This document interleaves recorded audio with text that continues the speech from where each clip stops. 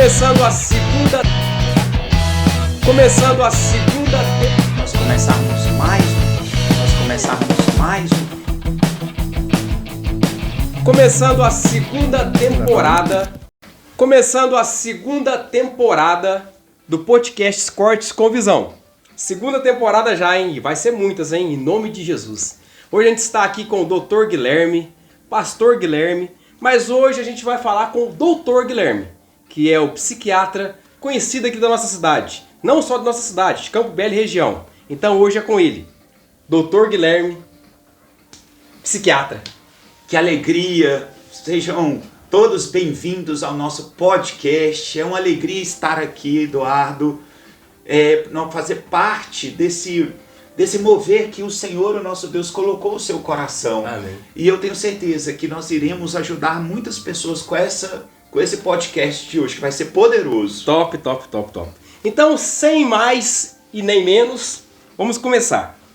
Quem era o Dr. Guilherme na infância? Bem sucinto pra gente entender um pouquinho, conhecer de onde que o senhor veio, onde que o senhor nasceu, como que surgiu o homem Guilherme. Vamos lá. Eu sou natural, sou nascido em Belo Horizonte, Minas Gerais. Certo. Sou filho de um pai de Teófilo Otoni e uma mãe de Abaeté, que se conheceram na faculdade, que eram dois jovens sonhadores que tinham sonhos e se conheceram na faculdade. O meu pai foi um dos maiores sonhadores que eu particularmente conheci. Meu pai, ele foi garimpeiro. E um dia, numa sexta-feira, ele trabalhava para um médico famoso da minha cidade, de Teófilo Otoni, onde eu fui criado. É o Tchotchó. E um dia, numa sexta-feira, chegando ele para receber a semana de trabalho, ele foi lá receber sujo.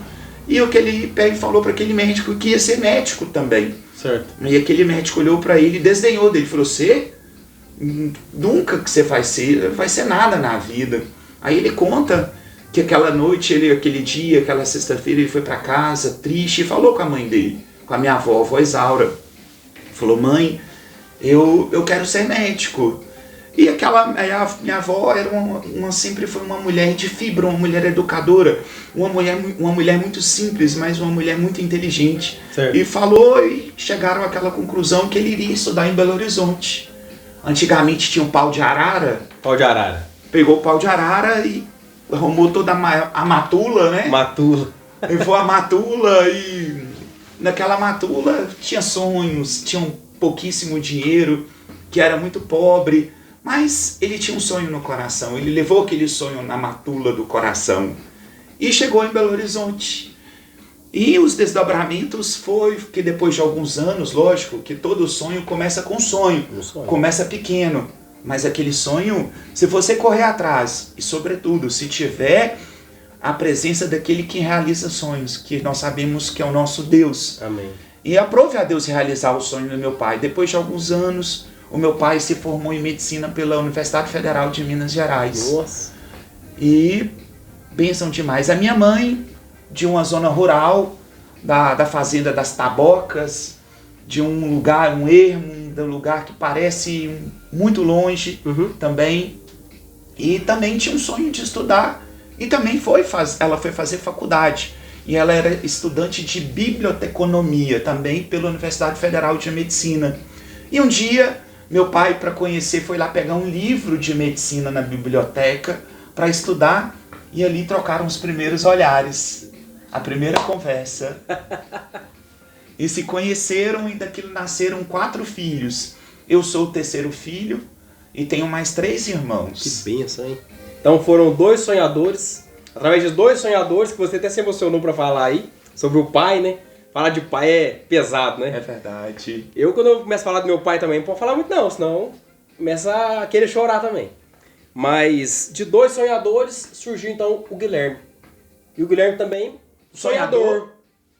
Aí eu vou chegar no Guilherme Sonhador. Bora lá. Vamos no Guilherme Sonhador. Aquilo que começou bonito, que nos fez até emocionar nesse podcast, infelizmente não terminou muito bem. Porque o meu pai, ele começou a, sem ele perceber, se envolver com uma coisa chamada política. E a política para algumas pessoas vai bem, para outras não. E o meu pai, infelizmente, não foi bem na política. Certo. Tudo aquilo que ele havia conquistado durante longos anos de trabalho, uma vida toda de trabalho, ele perdeu em poucos anos de política. E aquilo nos deixou numa situação econômica muito difícil. Aí entra o sonhador Guilherme. Meu pai, naquela já quebrado, na época que nós mais precisávamos dele, que é a época de estudarmos, de estudar fora. Aí eu falo que ali nasceu o doutor Guilherme. Eu comecei a sonhar. Eu saí com um sonho da minha cidade, com 17 anos. Eu não saí da maneira igual meu pai, com a matula, com poucas coisas. Não, mas também não saí com muitas coisas, porque também a situação financeira estava 4 filhos, limitadíssima. E fui estudar fora. Eu tinha um sonho de ser médico, mas, como se diz, Deus ele tem sonhos muito maiores para a gente do que os sonhos que a gente homem nós fazemos. E eu fui fazer, a primeira faculdade que eu fiz não foi a de medicina, foi a faculdade de farmácia. Foi lá em Alfenas, onde eu conheci o grande amor da minha vida, o meu Senhor Jesus. Senhor Jesus. E do Senhor Jesus nasceu ali, eu conheci a minha esposa, onde eu me casei. Você conheceu a Ellen lá em Alfenas? Lá em Alfenas. Ela também ela é farmacêutica. Olha que história, hein? Seu pai e sua mãe se conheceram numa faculdade, aí você foi, escreveu com o mesmo roteiro, né? Com dificuldade foi para Alfenas, lá conheceu a sua esposa hoje, a Ellen. Só que esse sonho, ele teve um processo. Lógico. Tudo na nossa vida tem um processo. Eu não entendia aquele processo. Eu não me converti ao Jesus logo quando eu cheguei em Alfenas. Foi depois de algum tempo. Foi praticamente terminando a faculdade de farmácia. E quando até lá foram lágrimas. Eu falava assim, eu reclamava. Falei, Deus, eu queria tanto ser médico. Não, parece que tudo está dando errado na minha vida. Aí eu me lembrei de Abacuque 1:2. Senhor, até quando clamarei ao Senhor? Até quando? O Senhor não me ouve? O Senhor vê que parece que minha vida está dando tudo errado.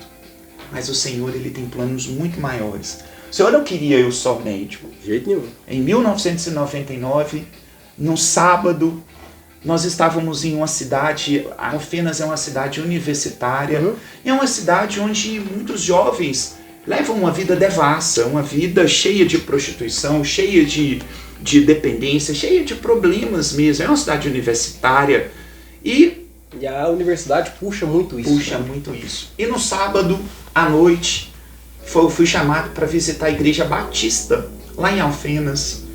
E o pastor nos contava que aquele sábado parece que tudo deu errado. No ministério de louvor não foi todo mundo e tinha tudo para dar errado. Mas aquela noite ele fez um apelo. Quem queria receber Jesus fez uma pregação e quem queria receber Jesus como seu Senhor e Salvador? Quem levantou a mão naquela noite? Guilherme.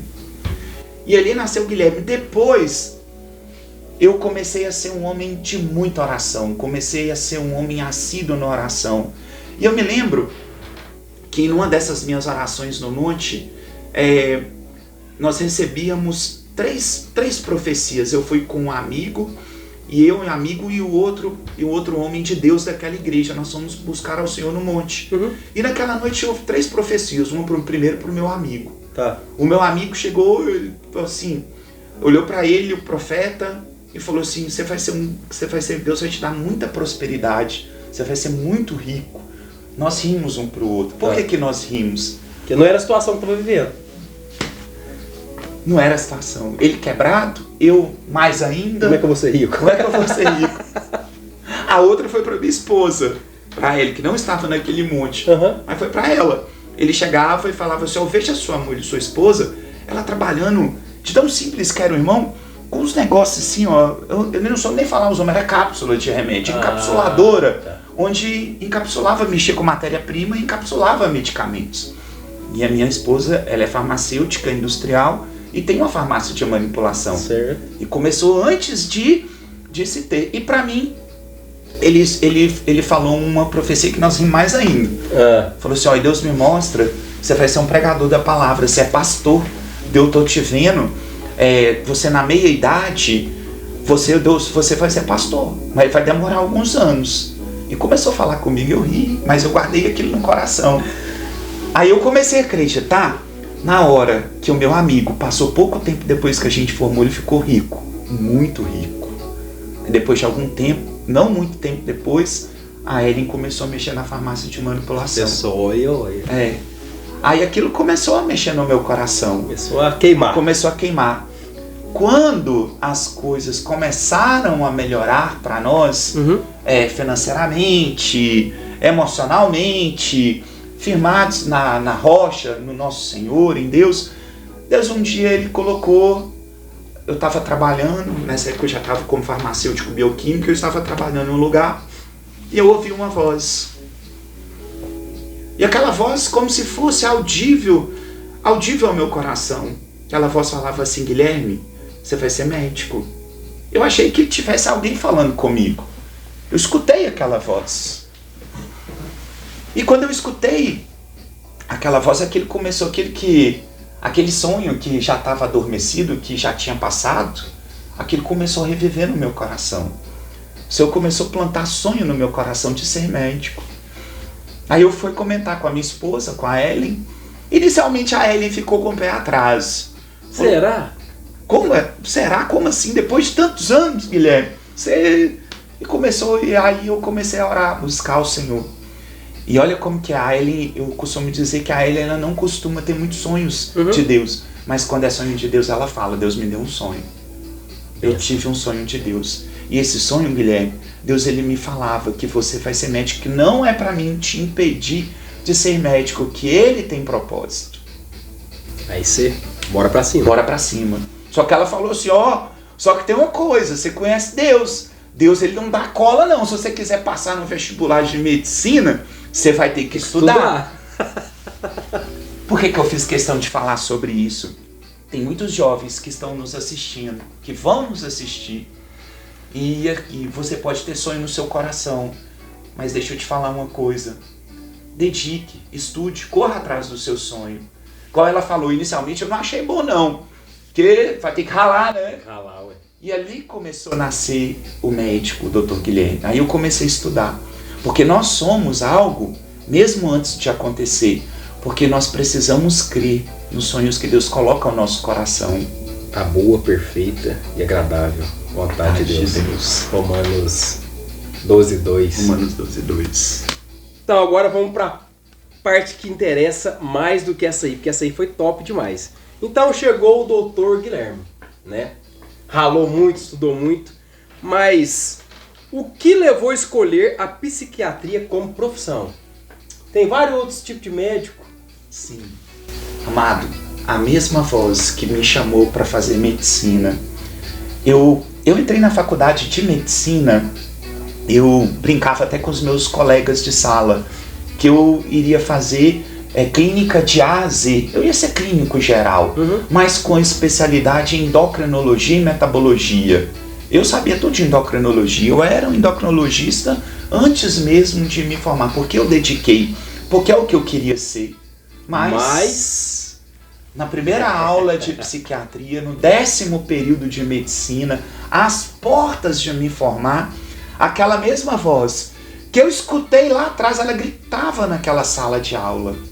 Mas a sala estava um silêncio. Gritava por você. Gritava para mim, ela falava assim: Guilherme, você vai ser psiquiatra. Ali nasceu a psiquiatria. Porque existem dores humanas que elas não sangram, não são aparentes. Não existem exames que mostram a nossa dor emocional, a dor da alma, as feridas da alma. Mas o Senhor, Ele me mostrava. Ele me chamou para a psiquiatria. Glória a Deus. E posso te falar, foi a melhor escolha que eu poderia fazer. Talvez eu poderia ter ganhado mais dinheiro como endócrino, talvez eu poderia atender muito mais pessoas como endocrinologista, mas eu não teria a mesma realização, porque foi o Senhor quem me chamou para a psiquiatria. O chamado. O chamado. Então, o que fez escolher a profissão de psiquiatria foi o chamado. O chamado. Existe algum mito que você gostaria de desconstruir sobre a psiquiatria? eu, leigo no assunto, sempre vi e sempre ouvi. Ah, vai no psiquiatra, o psiquiatra é mete doido. Afinal de contas, médio, todo mundo é um pouco doido? Eu acho que sim. Cada um tem um pouquinho de loucura, não tem? É interessante demais essa pergunta, excelente pergunta. Para responder essa pergunta, eu falo que nós psiquiatras, nós temos um manual de psiquiatria chamado DSM. E esse manual, ele tira essa questão, essa verdade que todo mundo tem um pouco de dor, de médico e doido, né? Uhum.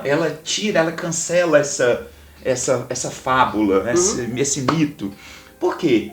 Porque esse manual é um conjunto de sinais e sintomas. Então, para a gente ser considerado um transtorno mental, a gente precisa se enquadrar nesse conjunto de sinais e sintomas, que são definidos por alguns aspectos, dentre eles a frequência.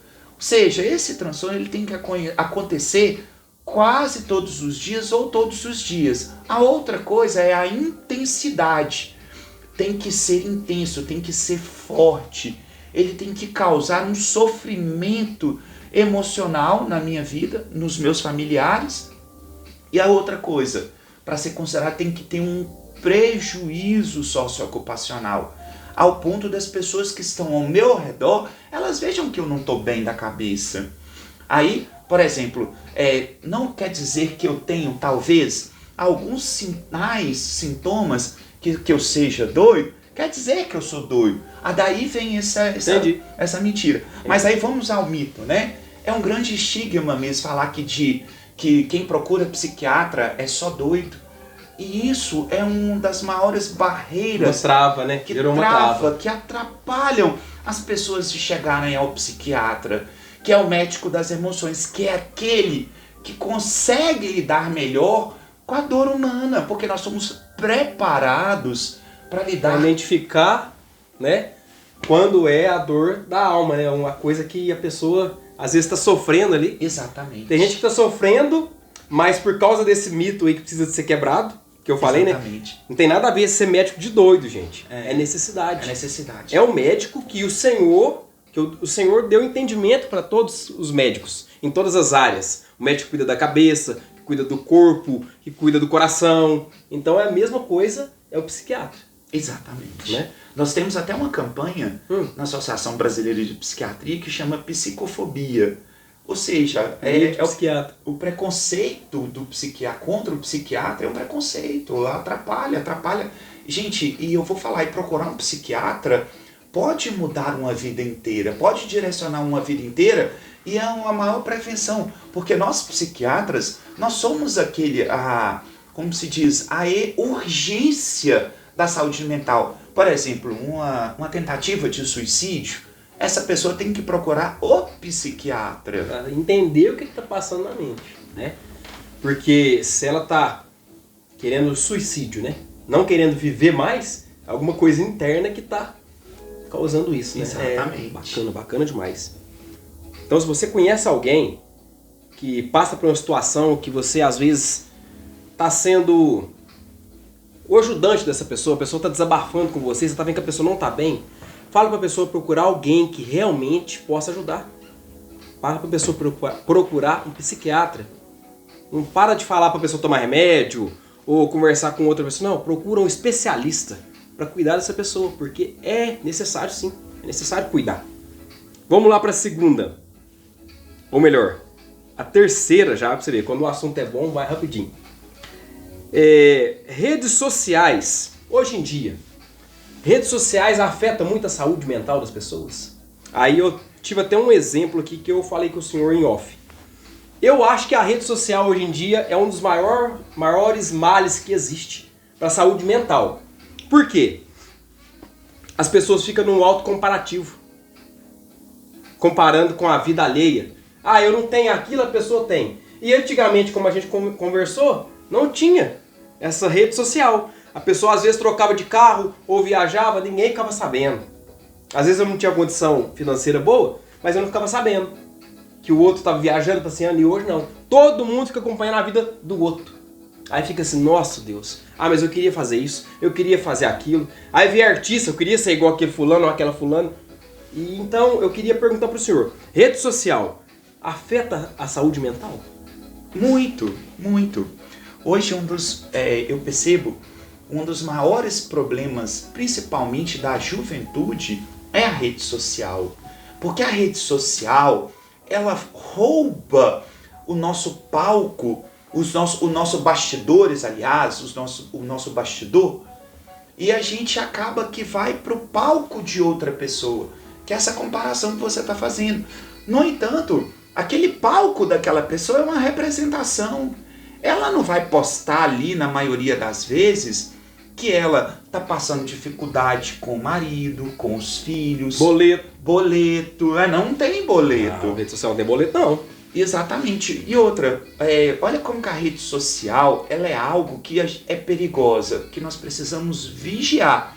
Hoje tem os jogos, a rede social, a tecnologia, que quando ela é usada, hoje nós estamos usando tecnologia aqui, Eduardo, está sendo uma bênção. Pro bem. Pro bem. Mas quando isso é usado para o mal, só que o mal ele não vem disfarçado de forma feia.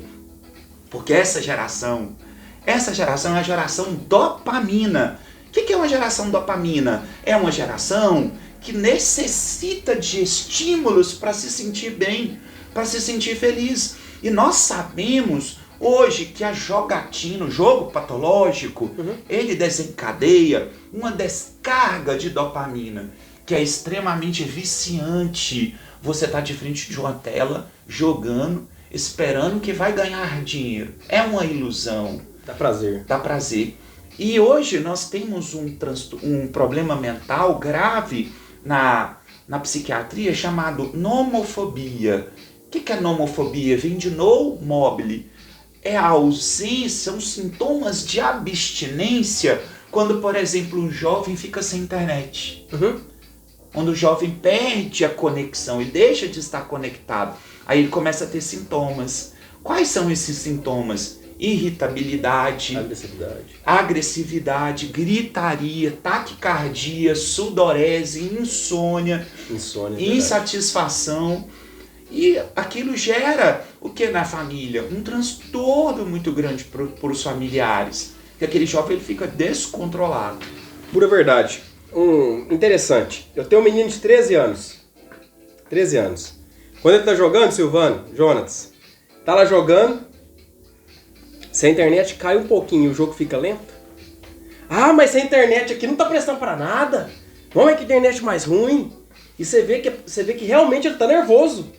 Porque atrapalhou o jogo dele. E uma coisa que o senhor falou que faz muito sentido. O diabo, ele vem disfarçado de coisas boas. A internet e redes sociais, ela faz com que as pessoas pareçam que estão perto umas das outras. Estou conversando com gente lá do Japão, com gente lá dos Estados Unidos, com gente lá de outra cidade, de outro país, né? Mas dentro da minha casa, às vezes, está um silêncio enorme. Não converso, não tem um tete-a-tete, um bate-papo com o pai, uma troca de experiência com a mãe, uma piada do vô e da avó, um caso antigo do vô. Acabou. Então a internet ela veio disfarçada de coisa boa, mas ela, ao invés de aproximar as pessoas, eu vejo que ela distanciou as pessoas. Exatamente. Não tem mais igual a gente está aqui, eu posso encostar no senhor aqui, a gente dá uma risada, conversar, dar um abraço. Não tem isso. A internet não gera isso. A internet gera distanciamento. Exatamente. A gente tem que policiar mesmo. Sem dúvida. Dentro de nossas casas. Vamos lá para a quinta. A quinta já respondeu na segunda. Ó. A quinta o senhor falou sobre os sinais. Eu ia perguntar os sinais. Sim, então a gente já respondeu. Fechou. Que a psiquiatria vê os sinais que a pessoa está dando. Exatamente. Desencadeando, é isso, né? Isso, é isso. Bacana. Qual a situação mais marcante da carreira do senhor como psiquiatra? Que marcou, que falou assim, nossa, eu nunca pensei que eu ia cuidar de uma pessoa nesse sentido. Eu já vivi vários momentos maravilhosos da psiquiatria, mas em especial eu me lembro de um dia. Um dia eu fui chamado, estava numa emergência, E havia uma senhora que eu fui chamado no quarto daquela senhora para ver o que estava acontecendo, porque eles achavam que ela não estava boa da cabeça. Tá. Aí eu fui lá naquele quarto ver aquela senhora numa enfermidade que ela estava em câncer terminal. E no câncer terminal nós sabemos que em alguns momentos você pode ter alguns sintomas psiquiátricos secundários ao quadro de enfermidade, ao quadro de câncer que a pessoa esteja enfrentando, sobretudo se for cerebral. E eu cheguei naquele quarto e fui conversar com aquela senhora. E naquele momento que eu cheguei, estava somente eu e aquela senhora naquele quarto. E aquela senhora, ela conversou comigo, estava lúcida, orientada, não havia nenhum sinal de problema mental, psiquiátrico naquele tudo momento. Normal. Tudo normal. Mas ela estava sentindo uma dor horrorosa. E ela chegou e falou assim, doutor, eu posso te pedir uma coisa? Eu queria que o senhor permitisse que os meus filhos, eles adorassem a Deus. Porque a única maneira de melhorar a minha dor é quando eles adoram ao Senhor. E nós sabemos que a dor final de um câncer é uma dor assustadora. E ela me falou outra coisa. Que os filhos não estavam, que me chamaram por isso que ela me contou naquele almoço, era horário de almoço. Ela me contava que Deus visitou ela, falou que aquela dor dela ia acabar naquele dia, porque ele viria recolhê-la. Uma grande mulher de Deus, uma mulher firme, uma mulher de oração, uma mulher que teve uma vida, uma reputação ilibada na presença de Deus. Foi uma mulher fiel ao Senhor até no último dia de vida. E assim, na hora que ela falou isso, eu guardei aquelas palavras no coração. Mas eu falei para a família. Eu falei, vocês têm a permissão para louvar a Deus? Último pedido daquela mulher, você não pode negar. Se tiver ao nosso alcance, claro. Autorizei. Meus irmãos, foi bonito demais o que eu vi. A família foi? A família foi. Eu estava lá prescrevendo, falando, fazendo a evolução. De repente, foi um dos hinos mais lindos que eu escutei em toda a minha vida. Porque naquele lugar de morte, naquele lugar que é aquele ambiente onde muitas vidas são ceifadas, naquele dia havia vida. Havia um coral de anjos adorando junto com aquelas pessoas, adorando. Entoou um hino, entoou um louvor. Eu nunca vi aquele hospital com a presença tão gloriosa de um Deus fiel. E não deu nem tempo de eu ir embora.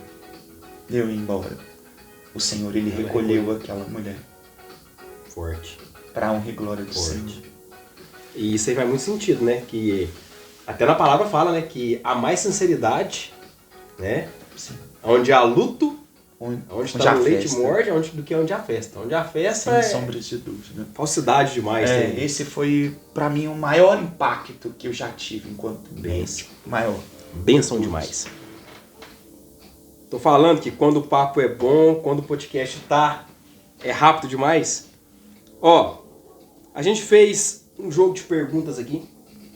Então, antes do senhor deixar uma mensagem final, essa mensagem eu queria que o senhor pensasse em pessoas que vão estar assistindo esse podcast. Porque vai ter gente que vai estar assistindo que pode assistir numa segunda-feira, numa terça, numa sexta, pode estar assistindo emocionalmente bem ou lá embaixo. Mas creio eu que o senhor vai deixar uma mensagem para quem está vivendo um momento difícil. Sabe, um momento que às vezes está vendo tudo escuro, não está tendo esperança em nada. E às vezes a gente não sabe. Essa pessoa pode estar perto da gente, pode estar na nossa cidade. A bênção da internet pode estar em outra cidade, em outro país. E eu queria que o senhor deixasse essa mensagem. Talvez você esteja igual eu estava em Alfenas alguns anos atrás, reclamando, sem perspectivas, sabe, duvidando, achando que Deus te abandonou, que Deus... Talvez você esteja murmurando igual eu estava, igual Abacuque estava. Aí eu me lembrei também Abacuque, no final, Abacuque, ele começa murmurando, mas ele termina o livro de Abacuque adorando. E eu quero dizer para você que está me ouvindo, eu quero dizer que a murmuração ela é igual cavar um poço. Cada vez que eu reclamo, mais fundo eu vou ficando, mais longe de Deus, mais longe das coisas boas da vida eu vou ficando, até chegar ao ponto que eu entre em uma depressão grave, em uma depressão que eu não ouço mais alegria, eu não vejo mais a luz do dia, e aquilo rouba de mim, eu sou roubado nas minhas emoções, nos meus sonhos, nas minhas perspectivas. Mas você pode ser aquela pessoa que constrói uma torre. O que é construir uma torre? É apesar da sua dificuldade, apesar do teu sofrimento, adore a Deus.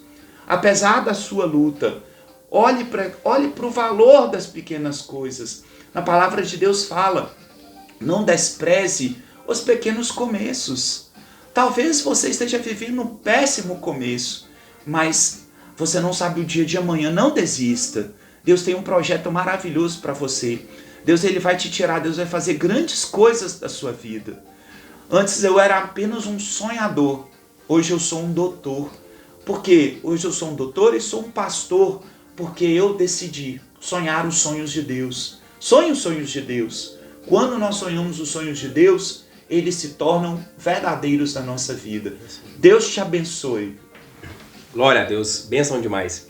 E pra gente fechar, antes de eu fazer os agradecimentos aqui, não pode passar sem também, nós somos casados, né?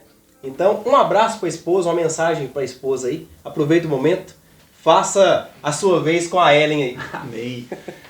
Eu costumo dizer que tem coisas da nossa vida que são boas, mas existem coisas que são muito boas. E uma das coisas muito boas que eu tenho é a minha esposa. Benção. É a minha auxiliadora, é aquela que me apoia nos meus sonhos, que está ali para me apoiar, que está ali para me divertir, que está ali para me mostrar.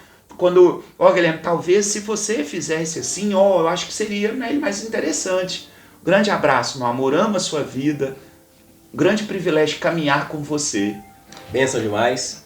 Para mim é um prazer ter o doutor aqui e que não vai ficar só nessa vez. Todos os convidados eu tenho falado essa frase. Não vai ser uma vez só, vai ser mais vezes. Mas é porque o nosso tempo é curto. A gente às vezes precisa de falar mais coisas, conversar mais. As pessoas depois mandam perguntas, mas que eu fiquei muito feliz da presença do senhor aqui. Eu quero estar agradecendo a todo mundo que está colaborando com esse podcast, com o acontecimento desse podcast. Com a Vanusa Salgados, que nos abençoou com salgados novamente. Estou esperando alguém nos abençoar com o de bebê, né? A gente tem aí fábricas na cidade, né? Então vamos abençoar com o de bebê.